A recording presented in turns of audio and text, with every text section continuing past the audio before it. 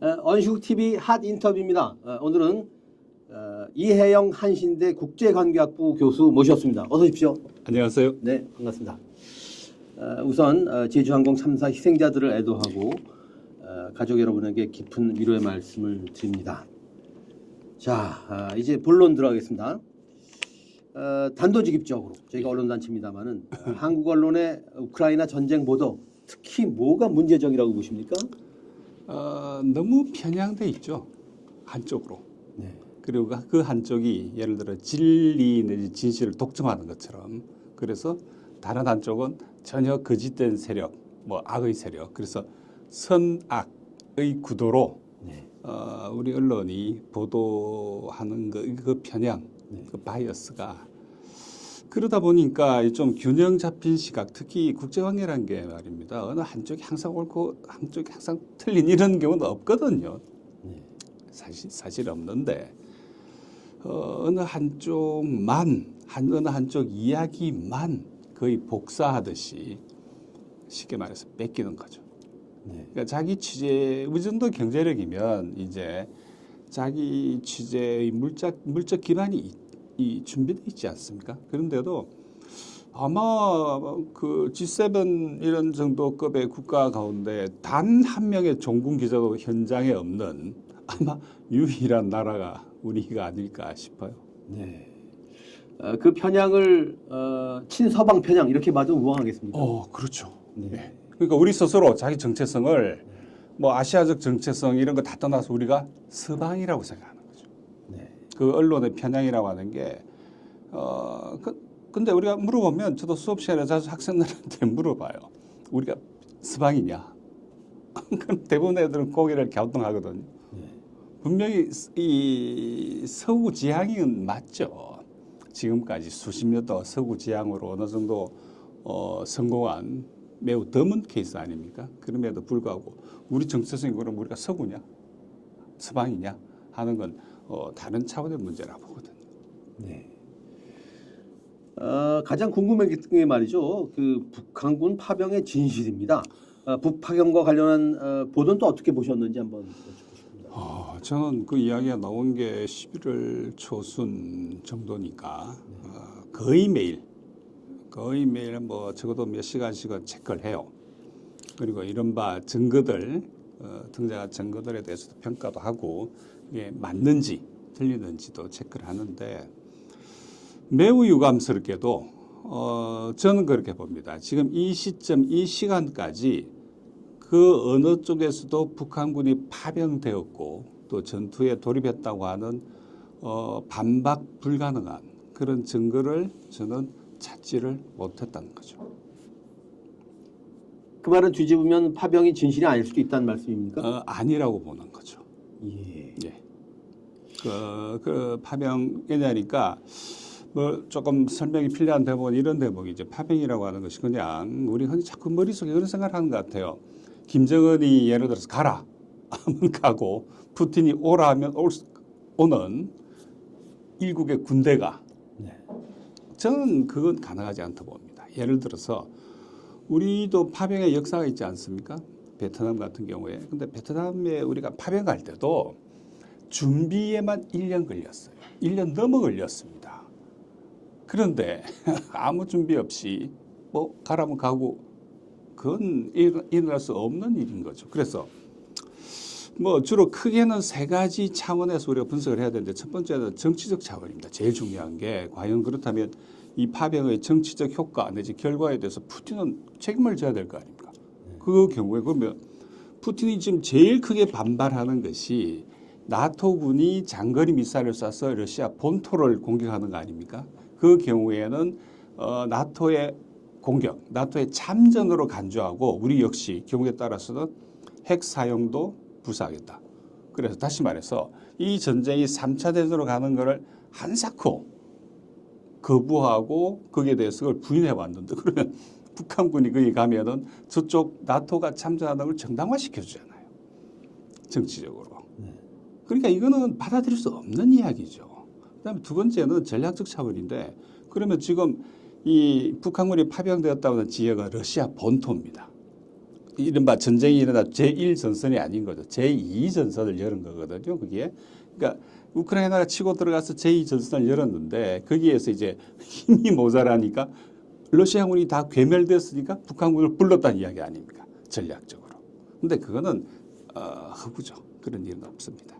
그다음에 세 번째는 쿠르스크 지역에서 러시아군이 막 패배를 거듭하다가 북한군이 지원을 의용군처럼 들어와서 다시 뭘 어떻게 해보겠다 이런 이야기인데 그래서 작전 전술적 차원에서도 그거는 쿠르스크 전선의 실정을 조금이라도 알고 이해한다면 그건 말이 안 되는 이야기라는 거죠. 말이. 그리고 지금까지 뭐 우리가 저기 처음에 젤렌스키 쪽에서 그 이야기를 좀 꺼냈고 그다음에 우리 국정원이 그걸 이제 지원했던 어시스트를 했고 그다음에 지금부터는 주로 미국 쪽에서 그 이야기를 끌어가거든요. 네. 그리고 자유아시아 방송이라든가 주로 여기를 통해서 이야기들이 흘러나오고 또 그 우리 언론이 받아서 그대로 다시 이 정복시키는 이런 구조인데 이 구조 속에 지금 현재 미국이 이런 논의를 주도하기 시작한 거는 분명히 미 대선과 관계가 되고 동시에 지금 압도적으로 불리해진 우크라이나 전황 속에서 그러면 우리가 러시아 본토에다가 장거리 미사일을 쏴야 되는데 그 쏠 수 있는 핑계, 근거를 찾아야 되는 거죠. 그게 북한군 파병 3라고 보는 거죠. 그렇기 때문에 저는 파병 자체를 부인한다든지 불가능하다든지 이렇게 보지 않아요. 절대 그렇게 보지 않습니다. 그다음에 북한 쪽에서 뭐 예를 들어서 무기 지원이라기보다는 뭐 어쨌든 OEM식으로 생산을 했던 뭐 충분히 가능하다고 봐요. 그런데 지금 북한하고 러시아가 체결한 그 상호 방위 조약의 성격을 가지고 있는 포괄적 전략 동반자 조약이 발효된 게 12월 6일이지 않습니까? 그럼 12월 6일 날 발효해서 이제부터 시작을 뭐 논의를 하겠죠. 왜? 조약이 발효됐기 때문에 조약성 의무, 즉 쿠르스크에 만일 러시아가 침략을 받았기 때문에 순전히 문헌상으로만 본다면은 의무가 발생하는 거죠. 그 의무 발생일이 12월 6일입니다. 그런데 우리가 파병 이야기 나온 거 11월 초예요. 네. 조약이 발효가 안 돼 있는 상황입니다. 네, 시차가 있군요. 예. 엄청난 시차죠. 그 정도면. 그래서 12월 6일 이후부터 예를 들어서 양국이 만나서 뭘 어떻게 지원을 한다든지 병력 지원을 어떻게 한다든지 논의할 수 있다고 봐요. 그렇다면 지금까지 나왔던 그 수많은 이야기들, 그 수많은 보도들, 특히 한국을 겨냥한 이 보도들은 저는 사실 소설에 가깝다고 봅니다. 네. 그럼 더러 뭐 단설할까? 예컨대 드론 공격 이런 이야기들은 그러면 어떻게 된 거로 봐야 되나요? 그런 일이 일어나지 않았습니다. 그렇습니까? 네. 네. 아니 제가 체크하고 확인해 본 바로는 물론 제가 현장에 없는데 어떻게 하냐 하면 저도 할 말이 없지만 네. 예를 들어서 뭐 드론에 떼 죽음을 했다 뭐 이런 이야기들은 그래서 그 장소 같은 건 다 확인이 가능하거든요. 네. 그 장소 대략 한 3군데 쿠르스크 지역에 3군데 정도에서 뭐 북한군이 뭐 공격을 했다, 공격받았다, 그래서 떼 죽음을 했다 뭐 이런 이야기들 그다음에 그 선언에 뭐 점들이 쭉 움직이는 이런 것들이 북한군이다 하는 거는 네. 우크라이나 쪽의 주장이죠. 그리고 그렇게 훈련되지 않은 부대를 그게 투입한다는 것 자체가 만일 북한이 완전히 정신적으로 문제가 있지 않다면 그 일어날 수 없는 일입니다. 네. 그럼 우리 국정원 쪽의 그런 대응 이런 것들이 이 정권에 이익하고 좀 결부가 된 거로 봐야 될까요? 예를 들어 홍장원 1차장이었죠. 이제 지금 면직 상태입니까? 이 사람이 그 창구 역할을 한 거 아닙니까? 우리가 그 국정원 1차장 역할이 해외 첩보를 책임지는 자리 아닙니까? 그 창구를 통해서 우크라이나 측하고 접촉을 했고 그리고 그 보셨겠지만은 홍장원 1차장이 그 이번에 계엄 때 그 메모한 종이 네. 그 종이 맨 밑에 하단에 보시면 그게 우크라이나 정보부 메모지입니다. 거기에 이렇게 딱 써여 있어요. 네. 그러면 그 해외 첩보를 총책임지는 1차장이 자기가 어디서 뭘 하고 다니는지를 노출한 겁니다. 다 노출한 거죠. 네. 거기에 주의 깊게 보면 박혀 있는 뭡니까 그 저기 홈페이지 네. 주소가 박혀 있는데 그게 SBU 우크라이나의 비밀정보국이에요. 그러면은 우리 국정원하고 저쪽에 SBU 비밀정보부 우크라이나 쪽하고 긴밀히 접촉을 했다는 이야기죠. 왜 접촉을 하냐는 거예요. 뭐 안보 사안이 생기면 할 수 있죠, 얼마든지. 그 자체를 우리가 부인할 이유는 없지만 이 시기에 그럼 제1차장이 날아가서 우크라이나 쪽 정보를 만나고 그래서 뭔가를 협의하고 물론 북한군 때문에 갔다고 돼 있지만은 만일 북한군이 가지 않았다면 그럼 갔다고 만들어야죠. 간 것처럼. 그래서 그 뒤에 나오는 증거 같은 걸 하나씩 보면 아니 군대가 갔으면 간 거지 웬 이렇게 조작된 자료들이 계속 끊임없이 나오냐는 거예요. 누가 뻔히 조작된 이야기들. 그리고 서로가 앞뒤가 맞지도 않아요. 예를 들어서 거기 붕대에 칭칭 감고 뭐 다 죽었네 혼자 살아남은 그 북한군 포로 사실 그 사람이 두 번째 북한군 포로인데 최근에 나온 그 사람이 또 처음이라 그런 거 아니에요? 며칠 전에 나온 게. 근데 거기에서 하는 말 같은 걸 자세히 들어보면 북한에서 쓰지 않는 단어들을 사용해요. 이번에 또 합성된 사진을 갖다가 보니까 그 옛날 사진이거든요. 네. 그런 걸 쓰다가 보니까 이게 어디서 아니라고 하니까 사망한 걸로 처리하잖아요. 그러니까 저는 좀 어디 우리 국정원이 우크라이나 군정보부 혹은 뭐 정보부하고 어디 선까지 협업을 하는지 그건 좀 국회가 좀 밝혀야 된다고 봅니다. 네. 그러게요. 우리 국회가 그 권능을 좀 발휘하기에 따라서는 말이죠. 그러니까 이 대통령 하나 바뀌었을 뿐인데 외교안보 이렇게 너무 휙휙 바뀌고 그랬지 않습니까? 그러니까요. 네. 그러니까 이게 우리 외교의 가장 치명적인 문제는 그랜드 스트래티지가 없습니다. 그리고 해방 이후 지금까지 한 번도 우리나라의 핵심 이익이 뭔지에 대해서 공론화한 적도 없고 또 합의된 것도 없지 않습니까? 그런데 중국이나 러시아는 어디를 보든 미국도 마찬가지죠. 자기들의 핵심 이익이 뭐라는 항상 코어 인트리스트가 뭔지를 그리고 이 코어 인트리스트가 침해받으면 전쟁도 불사하겠다는 거 아닙니까? 그런데 우리 핵심 이익이 뭔가 하는 거죠. 여야를 뛰어넘어서 우리 국민 모두 공감할 수 있는 핵심 이익. 그러니까 정권이 바뀌어도 그렇죠. 바뀌지 않을 핵심 이익이요. 네, 그렇죠. 그게 뭐냐는 거죠. 이게 정권이 바뀔 때마다 뒤집어지고 하니까 방향을 못 잡고 있지 않습니까? 네. 이 교수님이 그런 코어 인트리스트를 제안을 하신다면 뭐가 돼야 된다고 보십니까? 저는 평화와 공존이라고 봅니다. 우선 살아야 될 거 아닙니까? 네. 그리고 이제는 우리 경제의 수준이 더 이상 이 지정학적 리스크 때문에 흔들릴 경우에는 이제는 복구가 어렵지 않습니까?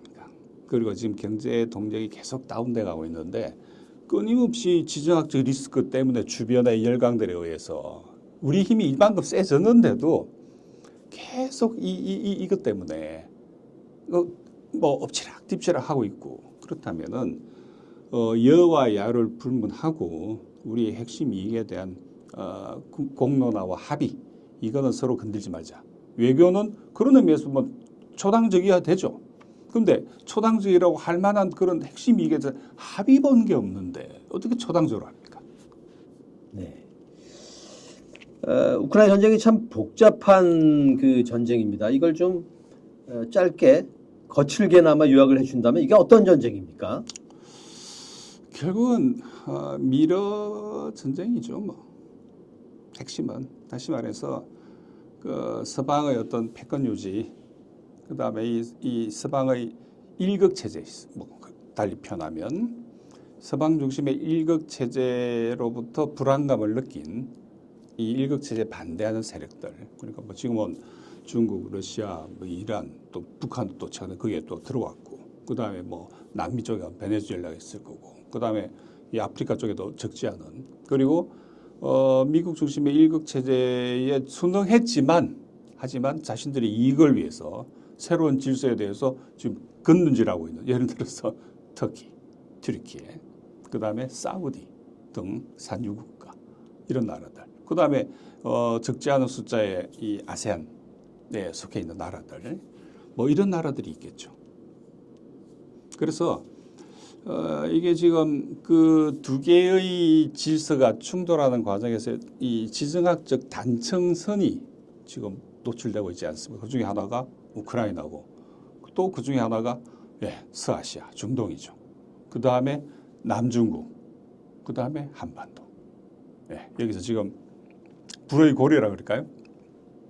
근데 이미 우크라이나에서 불이 났고 치열한 전쟁이 진행이 되고 있고 지금 서아시아에서는 계속 전쟁이 이스라엘과 이란을 축으로 하는. 하지만 핵심은 그거라 봅니다. 저는 결국은 미국이 우크라이나를 프락시 즉 대리인으로 그쪽에 선택했다면 중동에서는 이스라엘, 그 다음에 남중국해에서는 어디입니까? 필리핀이죠.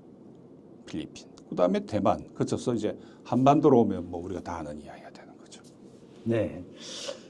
지난해 2월에 내신 책의 제목이 우크라이나 전쟁과 신세계의 질서입니다. 신세계 질서라는 것은 다그 체제를 말하는 뭐 그런 의미 같습니다만은 단도직입적으로 미국의 세기, 단극의 세계 질서가 막을 내리고 있다고 보십니까? 현재 국제관계, 국제정치학계 미국을 포함해서 다수설은 이제 세계는 다극화되고 있다고 하는 게 다수설이라 봐야 됩니다. 이건 뭐 미국 내에서 여러 가지 그 전문가들 사이를 그 염두에 두고 조사한 뭐 여러 가지 조사에서도 다극 질서로 가고 있다고 하는 거를 그쪽이 훨씬 다수예요. 그리고 얼마 전에 밀립니까? 미 합참 의장 저 어디 인터뷰에서 뭐 세계는 다극화되고 있다. 본인이 그렇게 이야기하는 걸 보더라도 이거는 피할 수 없는 대세라고 봅니다. 네. 그런데 말입니다. 말하자면 이제 우리나라 입장에서 볼 때는 이런 그 국제정치 상황이 과거 그 명청 교대기하고 비슷하다는 그런 인상을 받는데 말씀이죠. 이런 상황에서 다행히 이제 그 탄핵이 됐습니다만 우리 정부가 취한 스탠스 이게 참 문제적이라는 생각이 듭니다. 우리가 새 정부에서 어떤 모색을 좀 해야 될 거로 보십니까? 그 재미있는 표현을 하셨는데 명청교체기 같은 경우에는 그거 아니었습니까? 예를 들어서 광해 같은 경우에는 광해의 어떤 나름대로 뭐 다원화 외교였죠. 하지만 여기에 대해서 쿠데타 세력이 반동적 쿠데타 세력이 이걸 엎어버린 거죠. 그러면서 당시 임목 대비가 그 탄핵 사유를 이야기한 게 있지 않습니까? 그 중에 하나가 광해가 감히 우리는 지금까지 은혜를 입은 이 명에 대해서 함부로 등을 돌리고 앉지도 않았다. 서쪽을 향해서 그 은혜 때문에. 그런데 너가 감히 저기 오랑캐하고 내통을 해서 홍리비한테 시켜서 관변 형세 이렇게 지시를 했다는 게 이게 탄핵 사유였어요. 다시 말해서 이 급변하는 국제 관계 속에서 어떤 생존을 위해서 다원화, 외교 다변화를 시도한 셈인데 그걸 놓고 탄핵 사유를 삼아서 광해를 처단하지 않습니까? 그처럼 저는 윤석열의 이번 친위 쿠데타도 일종의 그 임목 대비의 과거 그 쿠데타, 친위 쿠데타 아니 뭐 저기 광해를 몰아냈던 쿠데타 반정이죠. 반정의 어떤 그 경로 의존성이라고 그러죠, 흔히. 비슷한 걸 봐요. 시기적으로 한참 떨어져 있지만은 결국은 저기 임목 대비가 광해를 몰아낸 때 탄핵 사유처럼 윤석열은 야당이 혹시 그렇게 할까봐 선제적인 예방 쿠데타를 한 거 아닙니까? 그렇게 본다면 이제 만일 새로운 정부가 내년에 들어선다면 선택지는 이제 일단 민심이 어디에 있는지, 민심이 도대체 뭘 바랬는지, 지금처럼 한미 삼각 군사 동맹에서 우리가 그러면 그 마치 젤렌스키가 그랬던 것처럼, 그다음에 중동의 여러 나라가 그러는 것처럼, 혹은 필리핀이 그냥 중국하고 끊임없이 싸우려고 하는 것처럼 그게 민심이냐? 저는 그건 아니라 봅니다. 분명히 그건 민심은 아니에요. 지금 광화문에 모이는 사람들이 그러면 한미일 삼각 군사 동맹에서 북한하고 싸우고 전쟁하자고 모인 건 분명히 아니죠. 그렇다면은 자기 정부의 선택지도 저는 분명하다고 봅니다. 그렇다 해가지고 우리가 뭐 미국하고 완전히 등 돌릴 수 있는 조건이 아니지 않습니까? 그렇게 본다면은 예, 균형 외교를 해야죠. 제대로 된 균형 외교를 해야 될 시점이 왔다는 이야기입니다. 네. 소위 핵심 이익을 좀 분명히 할 필요가 있겠다. 그렇죠. 예, 그게 우리가 뭐냐? 예를 들어 누가 뭐 정권을 잡더라도 예, 경제를 발전시켜야죠. 또 나라를 지켜야죠. 그리고 전쟁은 하지 말아야죠.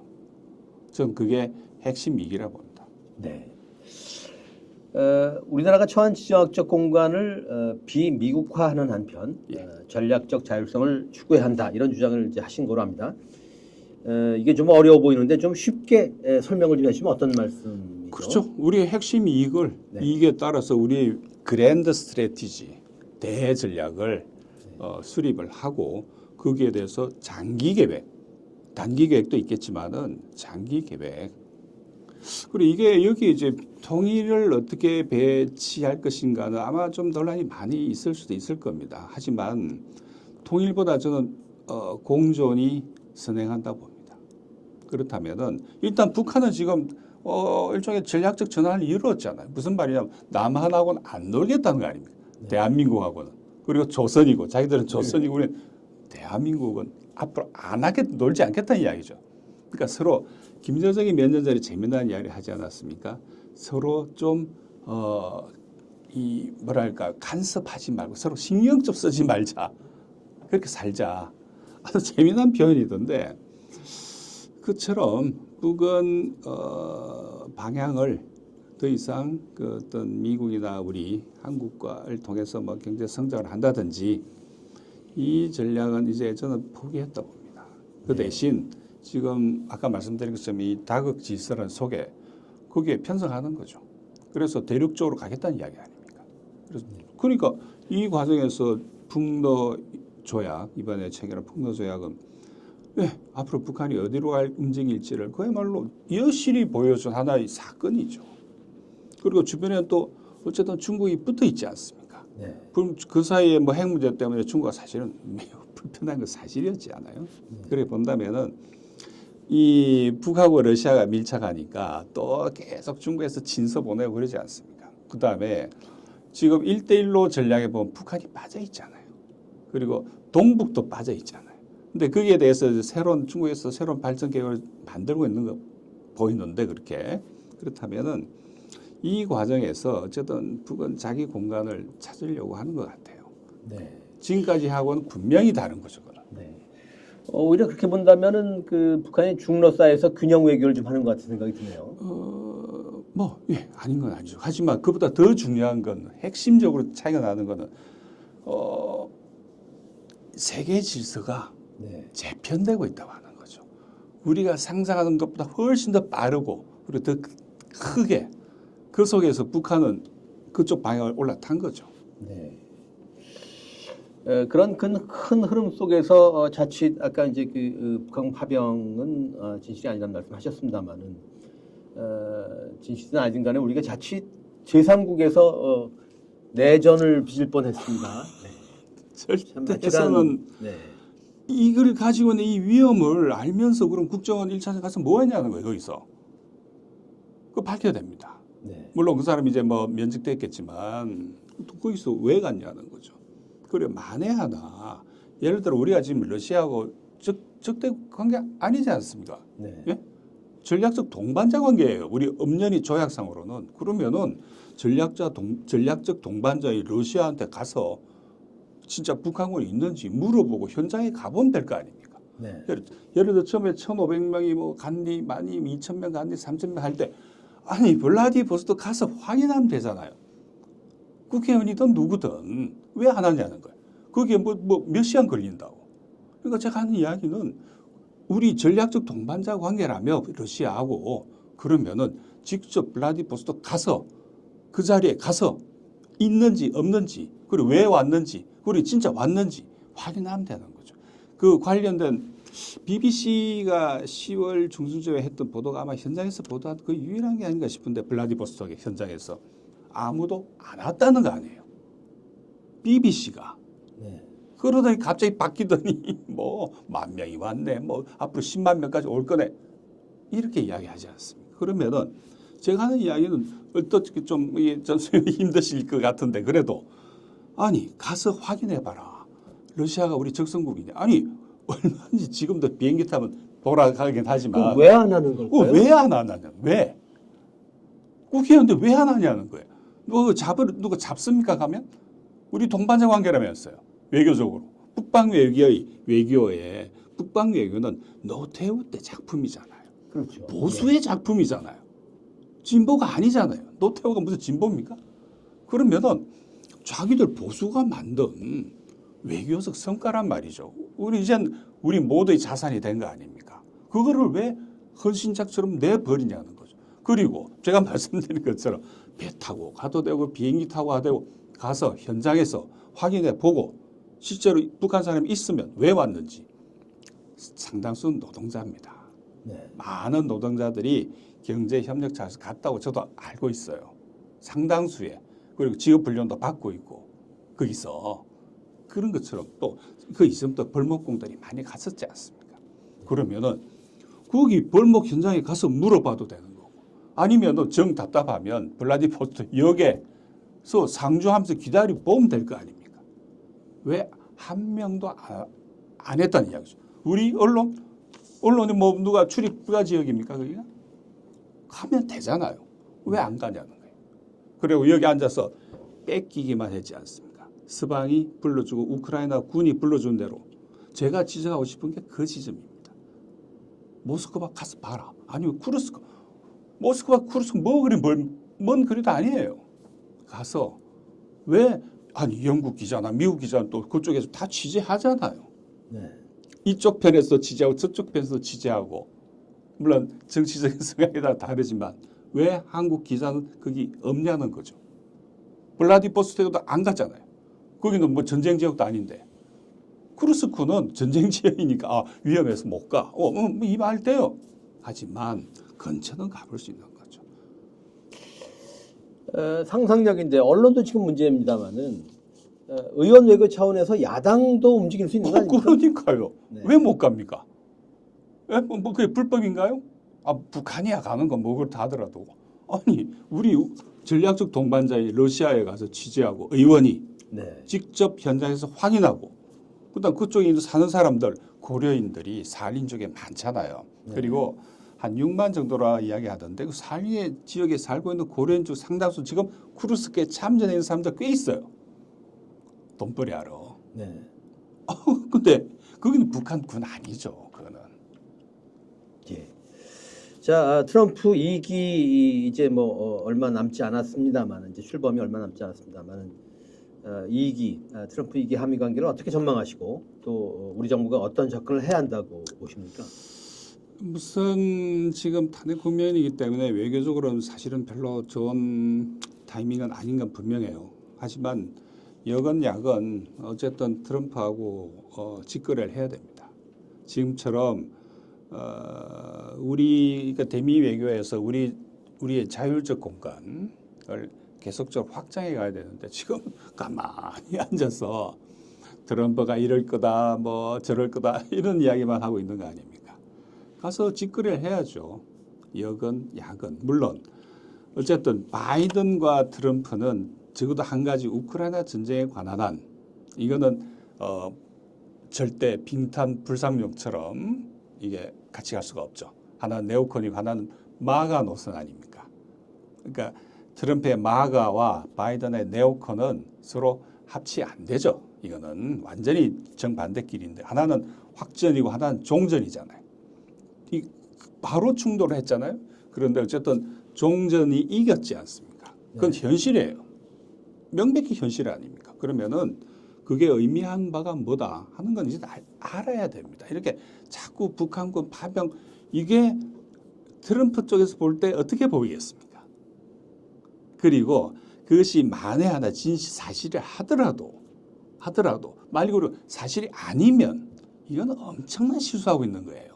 외교적으로 트럼프가 볼 때는 뭐야 이게 지금 난 종전하자는 쪽인데 니들은 그럼 계속 그럼 북한군 그 이슈 자체가 나토 보고 개입하라는 이야기거든요. 네. 메시지의 핵심은 그겁니다. 그러면 트럼프 입장에서 볼 때는 계속 전쟁하자는 이야기냐 니들은 우크라이나에서 분명히 해라 입장을 하면 뭐라고 답할 겁니까? 그러니까 스타일 국이더라도 빨리 태세 전환을 해야 되는 거지 않습니까? 아, 그렇죠. 네. 그게 외교 아닙니까? 네. 외교란 게 그러면은 예를 들어 좀 싫더라도 가서 만나고 이야기하고 우리 입장을 설명하고 필요할 경우에 또 뭐 힘으로 압박도 하고 그렇게 하는 거죠. 네. 왜 여기 가만히 앉아서 이럴 거다 저럴 거다 이 이야기밖에 한 게 아무것도 없잖아요. 네. 지금 마지막 질문입니다. 윤석열 지금 대통령 윤석열에서 윤석열 대통령에서 대통령 윤석열로 바뀌었더군요. 윤석열 탄핵 인용이 확실시 됩니다. 자, 외교안보 정책 특히 한미일 3국 협력과 관련해서 다음에 출마할 정부에 고언을 좀 하신다면 어떤 말씀을 주시겠습니까? 지금 한미일 삼각 같은 경우 저는 뭐 제 이야기 좀 하자면 제가 대학교에 입학했을 때가 80년대 초인데 네. 그때 처음 대학 시절에 칼럼이라는 걸 한번 써본 적이 있어요. 그 제목이 한미일 삼각 동맹이었습니다. 40년 만에 40년 더 됐죠. 그게 현실이 돼버렸는데 이게 뭘 의미하는 거냐 하는 거죠. 한미일 삼각 협력을 누가 마다할 이유가 없죠. 당연히 국제 협력을. 근데 이게 전쟁을 하기 위해서냐? 그러면은 그건 아닙니다. 우리가 갈 길이. 그리고 중국과도 균형 외교를 해야 되죠. 왜냐하니까 지금 한국 경제 동력이 떨어진 가장 큰 이유 중에 하나는 차이나 이펙트라고 그러죠.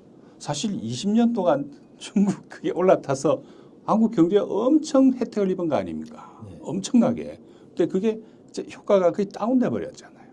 그리고 이제는 어떤 건 기술 부분에 중국이 앞서잖아요. 우리를. 네. 그런 상황이거든요. 그런데 지금까지 그부터 해가지고 우리가 중국과 전쟁할 거냐.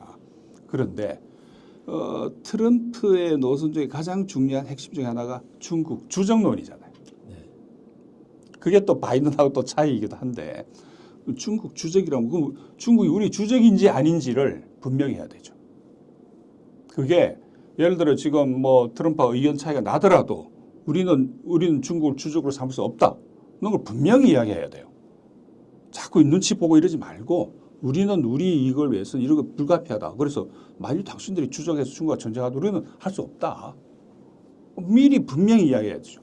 그러니까 트럼프 같은 스타일은 아시지 않습니까? 이게 뒤에서 뭐 이 주판을 굴리고 이것보다 대놓고 서로 이야기를 해야죠.